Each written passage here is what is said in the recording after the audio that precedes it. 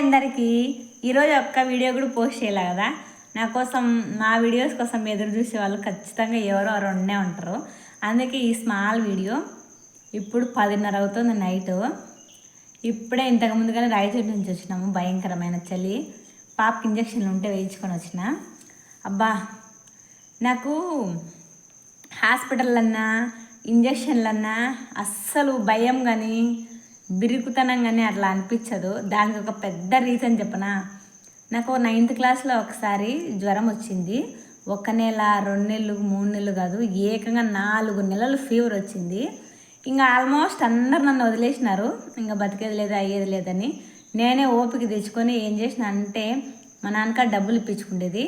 అంటే మాకు పొలం పనులు ఎక్కువ లే, వాళ్ళని ఇబ్బంది పెట్టకూడదని ఇంకా మా నాన్న దగ్గర డబ్బులు ఇప్పించుకొని నేనే హాస్పిటల్కి వెళ్ళి చూపించుకొని ఇంటికి వచ్చి మళ్ళీ ఇంజక్షన్లు తీసుకొని నేనే వేసుకునేదాన్ని. ధైర్యం తెచ్చుకున్నాను ఎలాగైనా జీవితంలో బతకాలని. మొత్తానికి ఆ జ్వరం అప్పుడు పోయింది. అప్పటి నుంచి ఇప్పటి వరకు నాకు అటాక్ చేయలేదు. ఆ జ్వరం నాకు ఏం నేర్పించిపోయిందంటే సూదులను ఇంజక్షన్లు పరిచయం చేసింది.